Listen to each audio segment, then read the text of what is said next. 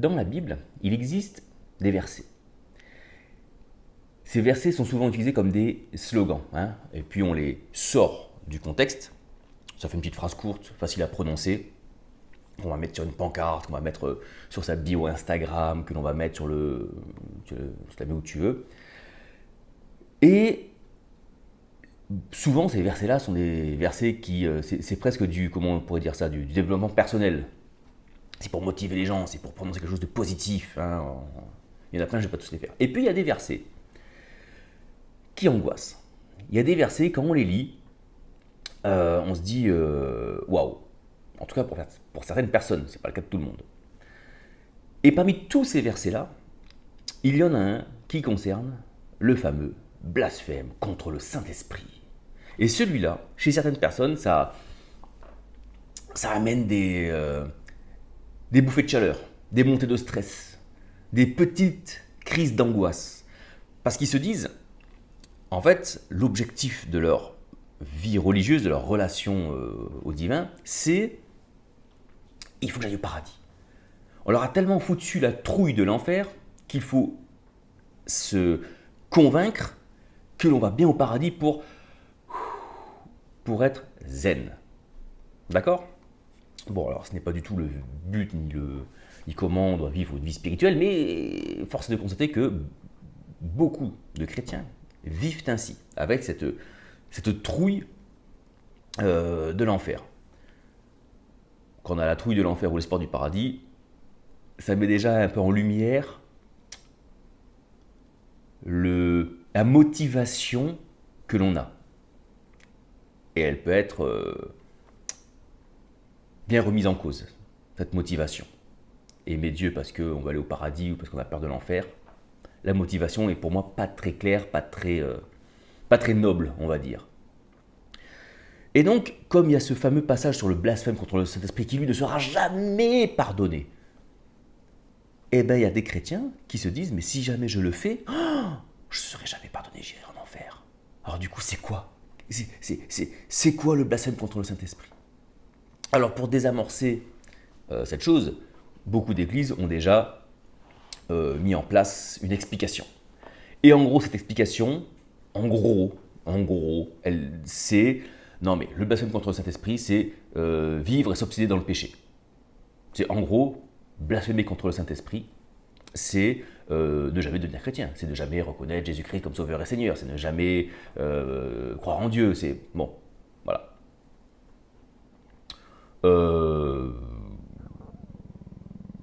Ça n'a pas de sens. Voilà. Alors ça soulage les consciences de ceux qui ont peur de ce verset-là. Ça, ils se disent ah bah c'est bon parce que moi il y a quelques années je suis allé sur le devant de l'estrade à l'appel du pasteur et moi j'ai récité la prière pour donner ma vie à Jésus. Hein. Et puis depuis moi je vais à l'église, je lis ma Bible et vraiment je crois tout ce que me dit le pasteur, je crois tout ce que du coup on m'explique de la Bible. Même quand je la lis moi en fait je la comprends parce qu'on me dit des choses de l'extérieur donc j'ai mon filtre déjà. Donc c'est bon. C'est bon, mais de temps en temps ça revient. Et donc je vais humblement vous donner ma compréhension de ce passage-là. Et au risque de vous décevoir, elle n'est pas mystique du tout. Elle est juste très terre à terre. Elle est logique.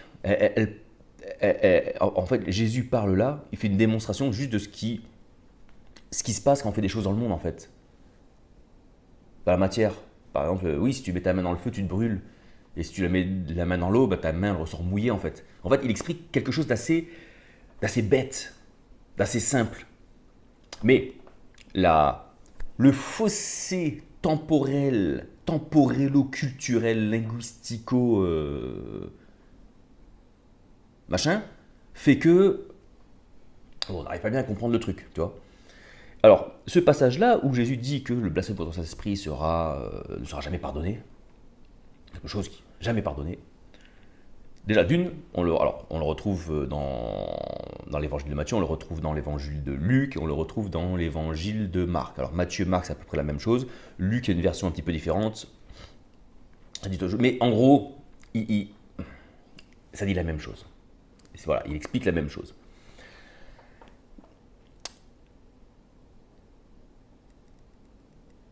Et là, il ne faut pas sortir le verset du contexte. C'est-à-dire que ce truc-là du blasphème contre le Saint-Esprit qui ne sera jamais pardonné, il faut le remettre dans son contexte. Pourquoi ? Parce que sinon ça ne veut rien dire. Et surtout, à partir du moment où Dieu rachète tous les péchés, bon, pourquoi celui-là il ne le rachèterait pas ? Déjà. S'il y a des péchés qui ne peuvent pas être pardonnés, ça veut dire que Dieu n'est pas tout amour. Ça veut dire, voilà. Oui, mais en fait il est tout amour, mais si tout amour, il est aussi juste, donc du coup il juge les mauvais qui n'ont pas reconnu. Ça n'a aucun sens. Arrêtez avec ça. Arrêtez avec ça. Là, vous transposez votre vision de la justice humaine sur Dieu, en fait. Et c'est ce qu'ont fait plein d'hommes, même dans la Bible, en fait. Ah, la colère de Dieu, c'est Dieu qui juge. Ce sont des gens qui renvoient à Dieu leur concept de la justice. C'est-à-dire que pour eux, la justice se fait comme ça, donc Dieu, forcément, il juge comme ça. Et ils l'écrivent. Et comme c'est écrit que la Bible est la parole de Dieu, c'est comme ça. Et ta gueule, c'est comme ça. Voilà. J'en parle un petit peu dans mon prochain livre, qui devrait sortir d'ici semaine, quelques mois. Ça va venir, laisse-moi tranquille, d'accord ? T'as vu, j'ai repeint le buffet derrière, ça prend du temps. Hein, donc, bon, j'ai un métier, je fais ce que je peux. Mais il va arriver. Donc, moi, j'ai pris le passage qui me paraît le plus complet, c'est celui dans Matthieu, dans l'évangile de Matthieu. Et en fait, si on veut comprendre le truc, moi, je pense qu'il faut lire du verset 24, donc c'est au chapitre 12. Et je pense qu'il faut lire, oui, je ne connais pas par cœur, hein, du coup, j'ai mis le truc, hein, excusez-moi de ne pas connaître par cœur ma Bible. Donc, chapitre 12, et pour moi, allez, on va lire du verset 24, on va le verset 31, 32, qui parle vraiment de cela, et on peut aller jusqu'au bout. Voilà, parce que jusqu'au bout, il y a encore des arguments pour dire que machin. Non, comme ça, voilà, hein, la vérité n'a pas peur d'être éprouvée. Donc, on va lire les trucs qui pourraient même mettre ma compréhension en difficulté. Tu vois ce que je veux dire ? Voilà, je ne vais pas me cacher en citant pas des versets qui... tu vois, on va le faire bien. Donc, on lit le passage une première fois, d'une traite, et ensuite, on y revient. Ok ? Donc, j'ai pris une... Alors, je vais prendre une autre version, parce que la sous Louis II, quand même, elle est hardcore bidon, quand même. Mais c'est la plus lue dans les églises, donc on va garder cette version de merde. Allez, on va la garder, c'est celle qui est le plus diffusée quasiment, donc c'est pas grave. Allez, à Louis II, un truc bien naze. Je commence. Les pharisiens, ayant entendu cela, dirent : cet homme ne chasse les démons que par Belzébul, prince des démons. Comment Jésus... Non, je reprends, désolé. Les Parisiens ayant entendu cela dirent : cet homme ne chasse les démons que par Belzébul, prince des démons. Comme Jésus connaissait leurs pensées, il leur dit : tout royaume divisé contre lui-même est dévasté, et toute ville ou maison divisée contre elle-même ne peut subsister. Si Satan chasse Satan, et c'est pas facile à dire, hein, si Satan chasse Satan, il est divisé contre lui-même. Comment donc son royaume subsistera-t-il ? Et si moi, je chasse les démons par Belzébul, vos fils, par qui les chassent-ils ? C'est pourquoi ils seront eux-mêmes vos juges. Mais si c'est par l'Esprit de Dieu que je chasse les démons, le royaume de Dieu est donc venu vers vous. Ou comment quelqu'un peut-il entrer dans la maison d'un homme fort et piller ses biens sans avoir auparavant lié cet homme fort ? Alors seulement, il pillera sa maison. Celui qui n'est pas avec moi est contre moi, et celui qui n'assemble pas avec moi disperse. C'est pourquoi je vous dis, on y vient, tout péché et tout blasphème sera pardonné aux hommes. Mais le blasphème contre le Saint-Esprit ne sera point pardonné. Quiconque parlera contre le Fils de l'homme, il lui sera pardonné. Mais quiconque parlera contre le Saint-Esprit, il ne lui sera pardonné ni dans ce siècle, ni dans le siècle à venir. Ou dites que l'arbre est bon et que son fruit est bon, ou dites que l'arbre est mauvais et que son fruit est mauvais, car on connaît l'arbre par le fruit. Race de vipères, comment pourriez-vous dire de bonnes choses, méchants comme vous l'êtes ? Car c'est de l'abondance du cœur que parle la bouche. L'homme bon tire de bonnes choses de son bon trésor, et l'homme méchant tire de mauvaises choses de son mauvais trésor. Je vous le dis, au jour du jugement, les hommes rendront compte de toute parole vaine qu'ils auront proférée. Car par tes paroles tu seras justifié, et par tes paroles tu seras condamné. Bon, Alors là, ça en fait, bon, désolé, j'ai fait un petit crochet en début de lecture. Bon, donc Jésus était avec des pharisiens, il a fait un miracle. Hein. Euh, il fait pas n'importe quel miracle. Il est écrit que on lui amène un démoniaque. Donc on attribue à cet enfant, donc il est aveugle et muet. Le mec il a pas de bol. Hein. Il est aveugle et muet. euh, et quand on dit qu'on lui a amené un démoniaque, donc on attribue un démon à la partie obscure l'handicap de cette personne. Donc, d'accord, c'est pas juste une personne malade, c'est une personne qui a un handicap, aveugle et muet, et les gens, les pharisiens, attribuent cet handicap-là au démon. Vous avez bien compris le truc? D'accord. Donc c'est pour ça qu'ils disent, ouais, tu chasses les démons par les démons. Voilà. Donc voilà, toute la file est étonnée, et les Parisiens sont au courant de cela, et ils disent, ouais, non, mais en fait, votre Jésus, il est gentil votre Jésus, hein, mais en fait, il ne chasse les démons que par Belzébul. Belzébul, c'était, on va dire, le Baal, c'était l'anthropomorphisme du mal, si vous voulez. C'était un peu comme alors pas le Satan, parce que du coup le Satan en fait c'est un adjectif, c'est pas un nom propre, c'est nous qui en avons fait un nom propre, mais c'est un petit peu, voilà, comme nous on dit le diable aujourd'hui, eux à l'époque c'était le Belzébul, le prince des démons, c'est ce qu'ils disent, voilà, c'est le prince des démons, donc celui qui commande les démons, donc c'est l'autorité du mal, voilà. Mais Jésus connaissait leurs pensées. Alors, non pas qu'il était, alors Jésus connaissait leurs pensées. Ce n'est pas qu'il n'avait pas un pouvoir de télépathie en fait. Tu vois ce que je veux dire? Jésus, il n'était pas comme ça avec son regard perçant et puis il lisait. Non, en fait, c'est Jésus étant un Christ, le Christ même, à ce moment-là, à ce moment, cette temporalité-là, il était capable de discerner toutes choses. Et donc, chaque comportement, chaque action, il était capable de la discerner, de l'analyser, de la prendre en compte. Et donc, quelque part, il analysait les gens. Et il connaissait leur cœur. Parce que pourquoi il connaissait leur cœur? On va le voir pourquoi il connaissait leur cœur. Parce qu'il voyait leurs actions. Et donc, il connaissait les pensées. Il voyait, il comprenait très vite pourquoi telle question était posée, pourquoi telle réflexion était faite. Il n'avait pas besoin de questionner. Oui, quand tu dis ça, qu'est-ce que tu veux dire par là, dis donc? Hein? Non, non. Lui, une phrase, il avait compris. Il avait ce discernement-là. Et donc il leur dit, non mais tout royaume divisé contre lui-même est dévasté, ou toute ville ou toute maison divisée contre elle-même ne peut subsister. Si Satan chasse Satan, il est divisé contre lui-même, donc son royaume ne peut pas subsister. Donc ça veut dire quoi? Ça veut dire qu'en fait, si une autorité se met à chasser son propre royaume, son royaume en fait il éclate.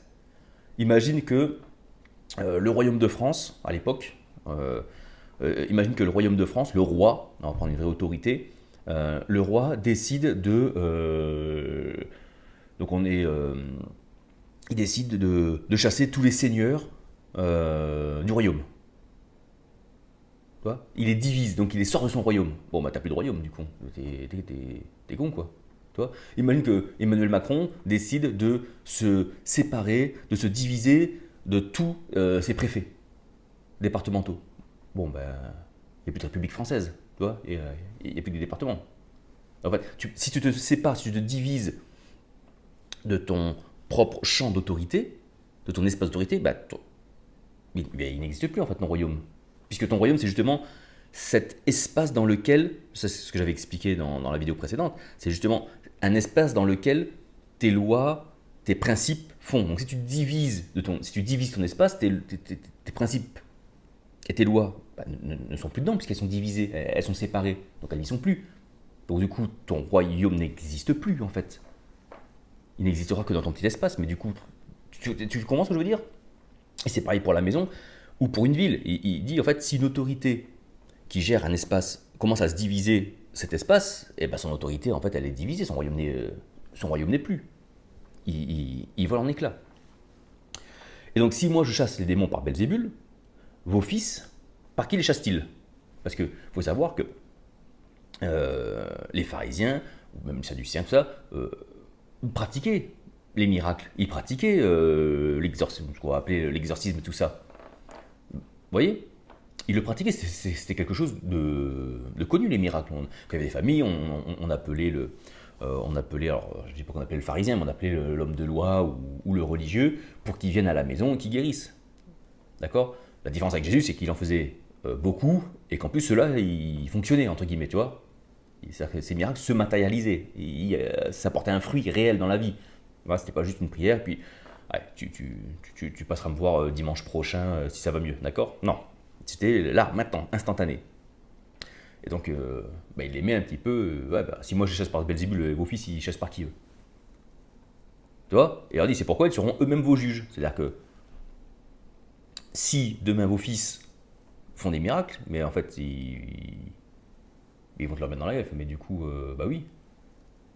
C'est-à-dire que si un homme guérit, donc il leur explique qu'un royaume ne peut pas se diviser. Donc si tu prends qu'un royaume ne peut pas se diviser, d'accord? Et que toi, tes enfants, tes fils, c'est-à-dire les enfants d'Israël, font des miracles. Donc ça veut dire que le même fruit que moi j'ai porté, en guérissant le miracle, eux, ils le font comment alors? Ils le font aussi par Belzébul? Bah non. Bah non, puisque je viens de t'expliquer avant qu'un royaume divisé ne peut pas subsister. Donc forcément, si tu fais le bon, tu le fais vraiment par une autorité qui est divine, et pas par Belzébul. Donc c'est pour ça que vos fils seront eux-mêmes vos juges en fait. Ils vont eux-mêmes vous mettre devant le fait accompli une sentence qui dira que vous racontez de la merde. Mais si c'est par l'Esprit de Dieu que je chasse les démons, le royaume de Dieu est donc venu vers vous. Donc on reparle de royaume, donc c'est cet espace où des lois et des principes sont venus. Il leur dit en fait, si c'est par l'Esprit de Dieu que je chasse les démons, ce qui est le cas, cela veut dire donc que le royaume de Dieu est venu vers vous, en la personne de Jésus. C'est-à-dire que le royaume de Dieu, cet espace où les principes et lois divines, universelles, de vie, de lumière, tu l'appelles comme tu veux, font que tout est tout en harmonie, et ça veut dire que si je le fais par cette autorité-là, de Dieu, du tout, alors ça veut dire que vous avez vu, vous avez même presque touché, vous avez vu de vos propres yeux, là, dans la matière, à côté de vous, le royaume de Dieu. Vous avez vu ce que c'est que le royaume de Dieu. Et là, il refait encore une comparaison. Il dit, ou comment quelqu'un peut-il entrer dans la maison d'un homme fort et piller ses biens sans pour avoir autant lié cet homme? Il le pillera, alors seulement il pillera sa maison. C'est-à-dire que si on reprend, donc il reprend encore le même exemple, il dit, voilà, il prend une maison, donc un espace, avec un homme fort à l'intérieur, qui est le maître de maison, qui est l'autorité. Bon, si tu veux piller cette maison, d'accord, mais qu'il y a une autorité dedans, qui est forte, bon, qui est visiblement plus forte que toi, bon, à part ligoter le mec pour l'empêcher d'agir, tu peux pas piller la maison. C'est-à-dire que tu ne pourras piller la maison que si tu arrives à stopper l'action de l'autorité de cet espace-là. C'est ce qu'il est en train d'expliquer. Donc ça, ce qu'il explique là, Jésus, c'est ce que j'explique dans toutes les vidéos quand je parle des niveaux d'autorité, des arguments, les niveaux d'autorité dans le déterminisme. L'autorité, c'est l'autorité dont je parle dans le livre que j'ai sorti là il y a 2 ans, il y a 1 an ou 2 maintenant, où je parle de cette autorité de Dieu qui s'incarne, qui est le Christ, et qui vient conquérir notre intérieur, notre être intérieur, d'accord? Ça, c'est ça qu'il explique en fait quand il parle d'autorité.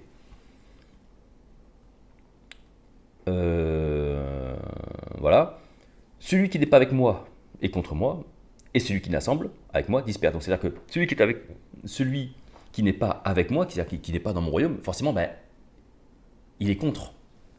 Il n'y a pas deux choses qui arrivent en parallèle, en fait, c'est ce qu'il explique. Alors, il y a des gens dedans qui voient la dualité. Mais c'est pas ça. Il dit qu'en fait, c'est soit tu es sous mon autorité, soit tu n'es pas sous mon autorité. Et tu es sous l'autorité de quoi alors? D'accord? Celui qui n'assemble pas avec moi, donc celui qui ne va pas assembler, c'est-à-dire mettre dans l'harmonie, il disperse. Et disperser, c'est quoi? C'est justement le fait de séparer, de chasser, de pardonner, Tout ça, c'est le même. Comment dire, c'est le même esprit. Éclater, disperser, l'image du Satan, qui est aussi le dévoreur, le déchiqueteur, celui qui met en pièces, celui qui sépare les choses. D'accord? Et parfois, il faut séparer les choses. Il faut les séparer, les faire éclater, pour ne retenir que la source, que le Christ, et on reconstruit autour de cela. Et on ne remplit pas une vieille outre avec du nouveau vin sans qu'elle ne casse. On ne raccommode pas un vieux tissu avec un bout neuf sans qu'il ne se déchire. Tout ça. C'est pourquoi je vous dis, il était temps, 20 minutes de vidéo, putain, il était temps. Tout péché et tout blasphème sera pardonné aux hommes, mais le blasphème contre le Saint-Esprit ne sera point pardonné. Quiconque parlera contre le Fils de l'homme, il lui sera pardonné, mais quiconque parlera contre le Saint-Esprit, il ne lui sera pardonné ni dans ce siècle, ni dans le siècle à venir. 2 mots. Blasphème, pardonner. Blasphème est littéralement parler contre. Donc blasphémer, ce n'est pas juste l'idée d'être contre quelque chose. Ce n'est pas l'idée de ne pas être en accord avec quelque chose. Le blasphème, c'est de parler, c'est de prononcer des mots contre quelque chose, à l'encontre de quelque chose. Donc lui opposer une résistance. Lui opposer une opposition. Ça va de soi, imbécile. Tu vois? Mais c'est venir en confrontation. D'accord? Et le pardonner, être pardonné, ça veut dire on efface les dettes, on te remet quelque chose. On te remet pour enlever. Tu vois ce que je veux dire? C'est-à-dire que, en gros, je vais m'expliquer, on t'enlève ta culpabilité. C'est ça, pardonner. C'est enlever ta culpabilité. C'est ôter, chasser, éloigner, mettre au loin. Littéralement, c'est ça, pardonner. Mettre au loin, éloigner ta culpabilité. Donc, on vient comme apporter quelque chose dont le seul effet est d'enlever quelque chose en toi, qui est la culpabilité. C'est mettre au loin. C'est ça, pardonner. Et donc, tout péché, tout blasphème contre les hommes, on dit, voilà, ou parler contre, tu vois, après quiconque parlera contre, donc tu vois, blasphémer, parler contre, on y est bien dedans. Le Fils de l'homme, c'est un sémitisme, un idiome sémitique, qui veut dire l'homme, l'humain, quelqu'un.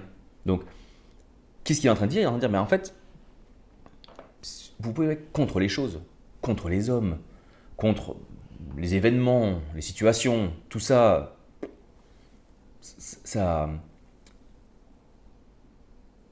quelque part, ça pourra vous être enlevé tout ça.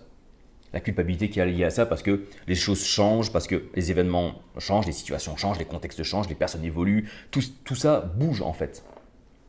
Tout ça bouge, donc tu peux parler contre, tout péché, c'est toute action aussi. C'est action, c'est la matérialisation, une action qui est liée à une pensée qui n'était pas en accord avec les principes divins. Voilà.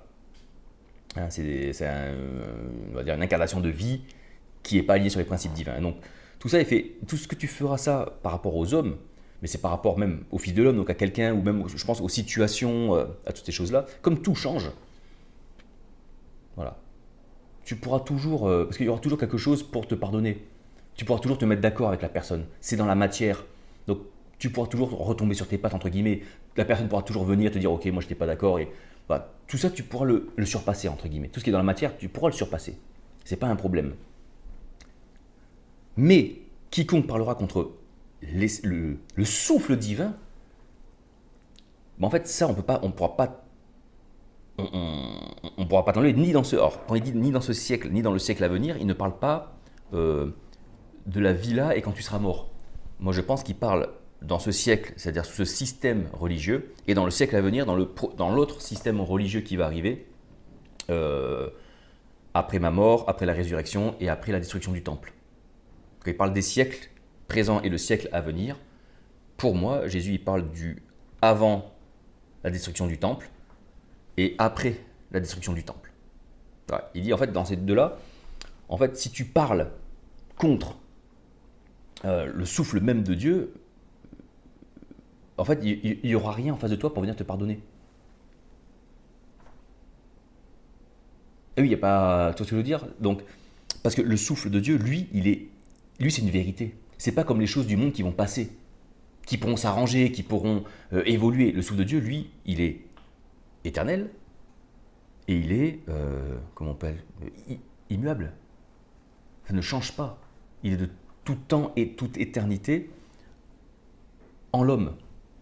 Et donc si tu parles contre ça, il n'y aura rien à l'extérieur pour venir te prouver le contraire, pour te faire changer d'opinion. Ce sera que des arguments. Si tu changes d'argument, ce sera que des arguments religieux. Tu ne seras pas dans l'incarnation du truc, tu seras juste dans la religion. C'est à peu près le cas de 90% des gens qui se disent chrétiens, des gens qui se disent musulmans, des gens qui se disent, tu vois, des autres religions en fait. Donc, et tu vois, en fait ce qu'il dit après résume le truc. Donc il dit, tout ce que vous pouvez faire à l'encontre d'eux, en parole, en acte, contre les choses du monde, bon, il y aura toujours des situations dans lesquelles vous pourrez être pardonné et tout. En revanche, le souffle même du divin, ça, si vous parlez contre, bien en fait, il n'y aura jamais quelque chose en face pour, comment dire, pour te prouver le contraire. Et en plus, il le dit dans un contexte où il vient de leur montrer un miracle. Donc il leur dit, mais en fait, si on prend le contexte, si on prend l'état d'esprit où cela se passe, parce que ça, en fait, là, on est en train de lire un dialogue qui a peut-être en plus évolué. Tu vois ce que je veux dire? Pas les traductions, tu vois? Donc, en fait, que nous, on lit verset par verset, puis on analyse verset par verset. Mais en fait, dans toute la discussion, là, ça fait 27 minutes que je suis sur la vidéo, ça a duré 3 secondes en fait.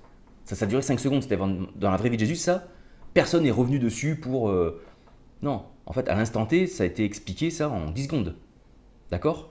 Donc, dans le contexte, on dit, mais en fait, putain, les gars, je viens de vous faire là, je viens de vous faire un putain de miracle. Si vous parlez contre ça encore, moi je peux rien pour vous. En gros, voilà, c'est ça. Et là, je viens de vous caler un miracle première classe. Si vous êtes encore en train de parler contre, moi je peux rien pour vous, quoi. Et c'est ça le blasphème contre le Saint-Esprit. Et si l'action, si même le souffle de divin, l'action qu'il peut avoir, vous arrivez encore à parler contre, et ça, en fait, moi je peux rien pour vous, hein, les gars. Ça, je peux rien pour vous, parce que c'est logique, hein. Voilà. Et juste après, il dit ça, il dit, bah, ou dites que l'arbre est bon et qu'il donne des bons fruits, ou que l'arbre est mauvais et qu'il donne des mauvais fruits. Mais soyez logique, putain. Bande d'enculés. Ben oui, parce que là, vous êtes. C'est pour ça qu'il leur dit après, vous êtes vraiment des races de vipères. Il dit, mais vous êtes vraiment une bande d'enfoirés de merde, quoi, putain. Alors, en fait, il leur dit, mais vous êtes vraiment, mais. Vous êtes même pas honnête intellectuellement, quoi. C'est ça qu'il est en train de leur dire. Vous êtes une. Putain, Et à un moment donné, il a dû regarder et faire. C'est la force insoumise ou pas le truc, tu sais? Tellement la mauvaise foi intellectuelle, elle est là, tu sais. C'est pour ça que je leur dis, race de vipères.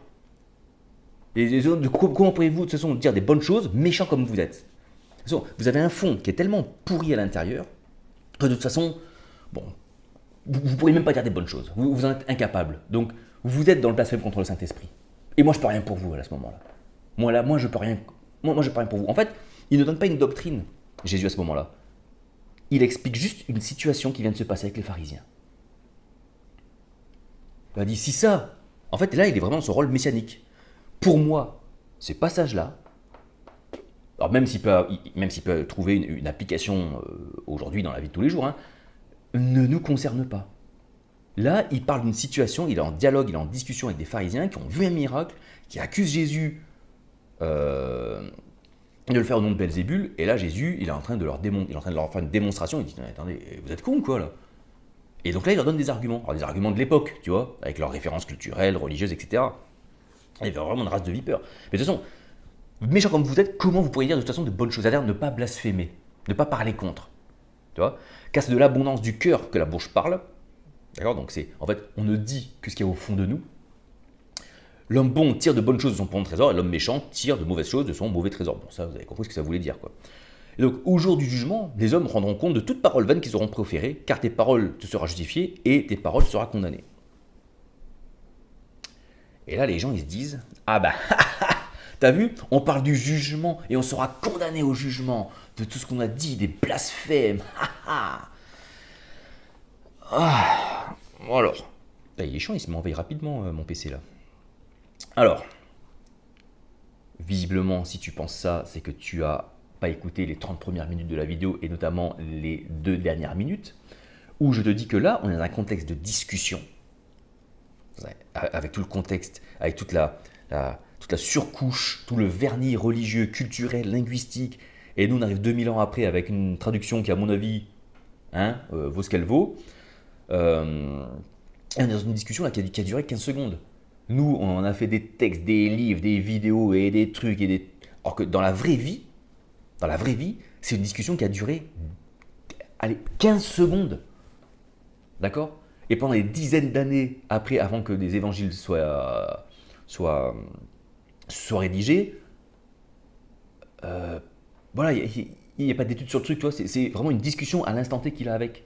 Parce qu'il fait un miracle, et ils lui disent ah, mais tu fais ça par Belzébul. Et là, Jésus, à mon avis, il leur reconnu, il fait vous êtes cons, putain, vous êtes cons, bouffez du foin, les gars, ou quoi? Mais comment une autorité peut se diviser contre elle-même? Comment un arbre bon ne peut pas donner des arbres bons? Mais dites-le, ou un arbre mauvais donne des arbres mauvais. En fait, il est en train de leur expliquer. Et il leur dit mais en fait, vous pouvez, voilà, vous pouvez parler contre tout ce que vous voulez.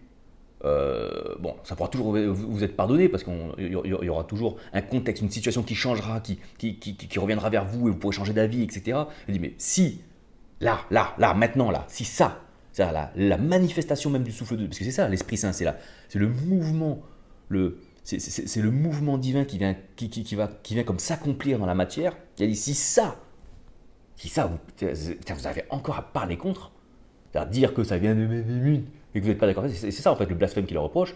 Il dit, mais putain, mais moi je peux rien contre vous, hein. Enfin, je peux rien pour vous, hein. Je peux pas faire plus moi. Et Jésus en plus s'inscrit vraiment dans sa mission messianique, c'est-à-dire de révéler Dieu tel qu'il est à Israël. D'accord? Pas à Jean-Kévin Jérémy de l'ADD de Poissy-Robinson-le-Grand dans le 95, ou je sais pas où, tu vois, en 2028. Ok? Bon. Donc, au jour du jugement, les gens rendent compte de toute parole vaine qu'ils auront proférée. En fait, les hommes, ils parlent toujours d'Israël. Et en fait, il leur dit, au jugement, quand vous vous rendrez compte que votre système tombe, qu'on n'adore plus Dieu dans un temple construit de main d'homme, quand l'avènement du Fils de Dieu, ou l'avènement même du Fils de l'homme, donc quiconque c'est-à-dire qu'il est lui-même le temple du Saint-Esprit, du temple de la présence même de Dieu, qui doit incarner, et bien en fait, quand vous vous rendrez compte de tout ça, et ben, tu seras justifié ou condamné par tes paroles. C'est-à-dire que, ou tes paroles bonnes, c'est-à-dire les paroles qui étaient dans le bon, de la même trempe, de la même essence, ou issues des principes divins, et ben, tu seras justifié, c'est-à-dire que elle te, littéralement, te mettra droit, c'est-à-dire que comme il est bon d'être, comme il doit être, littéralement c'est comme ça doit être, d'accord? Donc accompli. Donc tu seras justifié, accompli, tant mieux. Abdouillah, tant mieux. Ou et tes paroles, donc c'est pas ou, c'est et, tes bonnes paroles, bah, elles seront justifiées, c'est cool, et tes mauvaises paroles, bah, elles seront condamnées. Condamné, tu seras condamné, c'est-à-dire tu seras mis face à ta culpabilité. Tu ressentiras de la culpabilité. Normal. Bah oui. Bah oui, parce que là, tu te rendras compte qu'en fait, bah, t'avais dit de la merde. Au jour du jugement. Au jour du jugement, c'est crisis. C'est au moment où tu seras séparé que tu seras. En fait, le jugement, c'est dans le Satan. À partir du moment où tu seras là-dedans, dans cette épreuve, dans ce grand déchirement, bah oui, là, toutes les paroles vaines là, que tu as. Rendre compte de toutes leurs paroles vaines. Là, les paroles qui n'avaient aucun but. Des paroles qui n'édifiaient pas. Qui servaient à rien. Voilà. Bah, toutes ces paroles-là, bah oui, il rend compte. C'est-à-dire que on va devoir les passer en revue. Elles seront comme passées en revue à l'intérieur de toi, mais tu n'auras pas un Dieu devant toi avec une grande tablette. Alors, le 7 avril, ouais, tu as dit ça. Ouais, pas bien. Hein.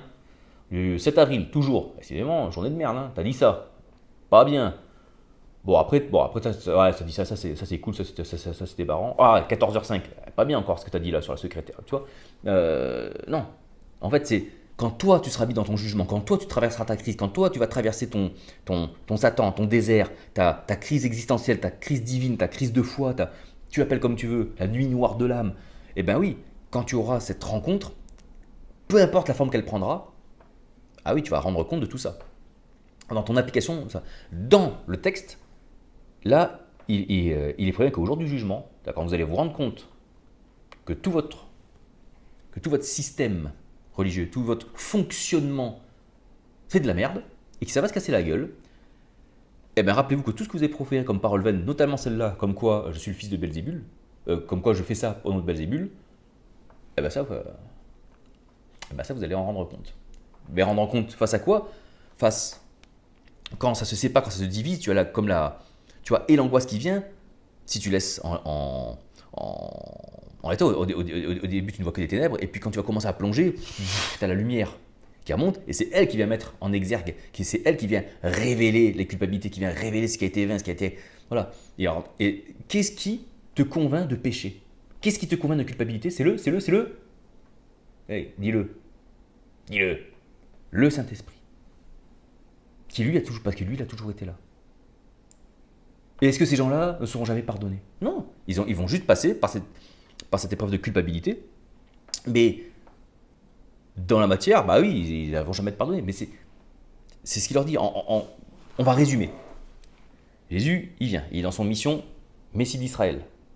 Voilà, et je vais montrer aux gens que je suis le Messie, donc je suis venu apporter la paix, parce que c'est ce que disent les Écritures de l'Ancien Testament, c'est ce que ces gens-là, c'est ce qui leur a été transmis, c'est ce qu'ils croient. Et donc je vais m'intégrer dans cette mission messianique. Je suis Jésus, le Christ, donc le Messie. En prenant pleinement cette mission de Messie, et pour leur montrer que je le suis, je vais faire des miracles. Comme ça, voilà, ils seront obligés. Et donc je vais donc asseoir ma messianité, donc leur montrer que je suis bien le Messie des Écritures. Comme ça, ils me laisseront toute autorité, et donc je vais pouvoir leur donner mon enseignement. Comme je vais leur montrer que je suis le Messie, et donc ils vont m'accorder l'autorité, et quand ils m'accorderont l'autorité, alors ce que je leur donnerai comme enseignement, ils vont le prendre. Et cet enseignement consiste à leur expliquer comment se libérer du péché, être esclave du déterminisme et revenir à Dieu. Par la prière, par la foi, par l'abandon. C'est ça qui fait Jésus. Et donc il fait ce miracle. Et là, tu as un couple de religieux qui dit ouais, n'importe quoi, il fait ça au nom de Belzébul. Et là, Jésus, il doit se dire oh putain, les mecs, je viens, je fais le truc, machin, je fais des miracles là-haut, quoi. Et les mecs, ils en sont encore à me dire il fait des miracles Belzébul. Il leur dit mais. Et en fait, il se rend compte que les mecs, ils sont d'une mauvaise foi, d'une malhonnêteté intellectuelle, et là, il les démonte. Il va dire, ouais, bah, si moi je fais ça au nom de Belzébul, vos fils, ils le font au nom de quoi, eux? Ah oui, parce que tu as bien compris qu'un royaume ne peut pas se diviser contre lui-même, d'accord?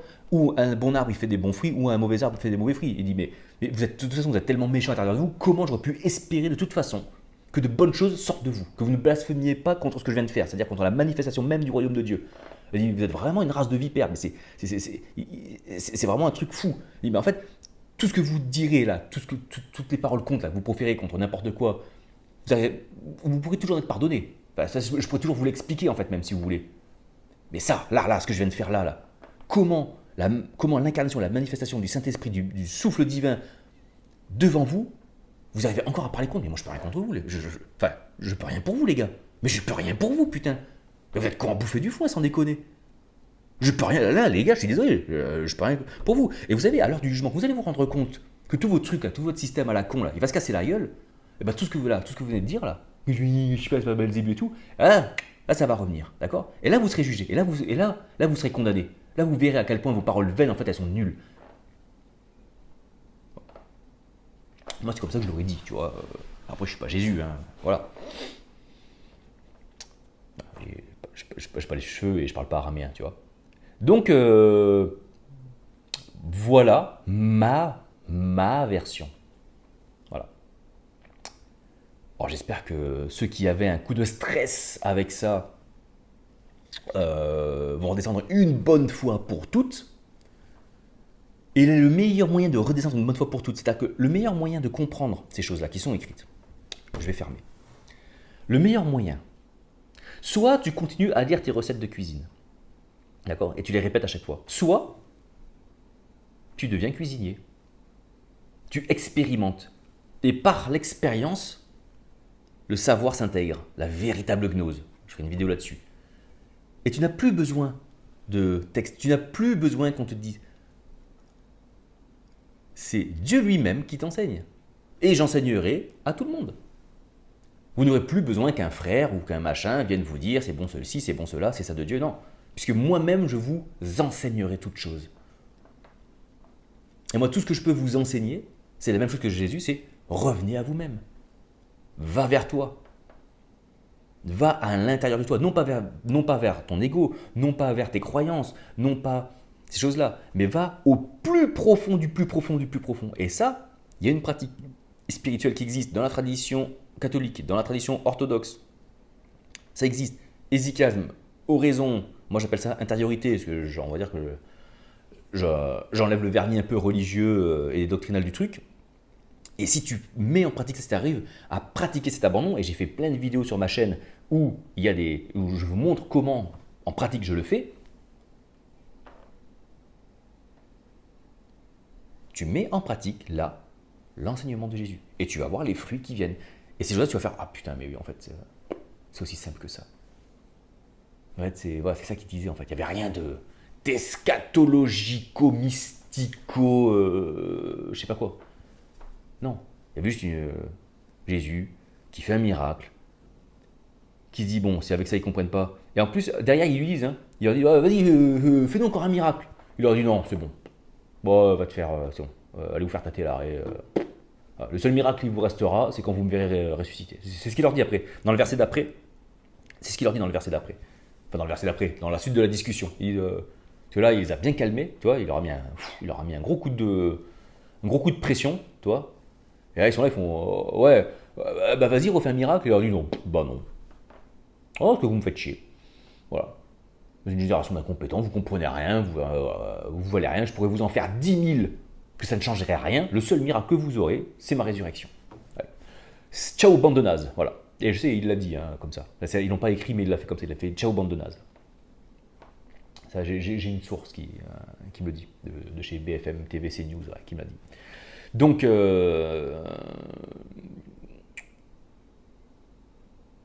voilà. C'était, entre guillemets, juste ça. Et pourtant, ça nous en dit beaucoup sur toute chose, parce que même si on voit qu'il s'agit en fait vraiment d'un échange qui a pu avoir, ça nous enseigne aussi sur aujourd'hui. Tu vois ? Donc, le blasphème contre le Saint-Esprit, ce n'est pas dire du mal de Dieu. Parce qu'en fait, quand on dit les gens ils blasphèment contre le Saint-Esprit, du coup, c'est parce qu'ils disent des choses mal de Dieu. Ça aussi, on nous l'explique dans les églises et des trucs comme ça. C'est les gens qui disent des mauvaises choses sur Dieu, qui insultent Dieu. Mais en fait, on n'insulte pas Dieu. On ne dit pas des mauvaises choses sur Dieu. On insulte un concept de Dieu que l'on a. C'est ça la différence. On n'insulte pas Dieu. On ne dit pas des bonnes choses sur Dieu. On dit des mauvaises choses et ou des bonnes choses. Souvent, on loue ou on dénigre un concept que l'on a de Dieu, notre image de Dieu que l'on va critiquer, louer, dire qu'elle est bien, qu'elle n'est pas bien, que machin. Mais quand tu bascules dans la connaissance même, dans la connaissance gnostique, c'est-à-dire la connaissance de l'expérience intime intérieure de Dieu, tu ne dis plus des bonnes choses ou des mauvaises choses sur Dieu. Pourquoi ? Parce que ça n'aurait pas de sens.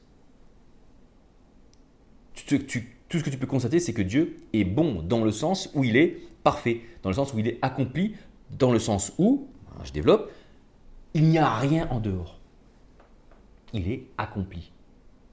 C'est fini.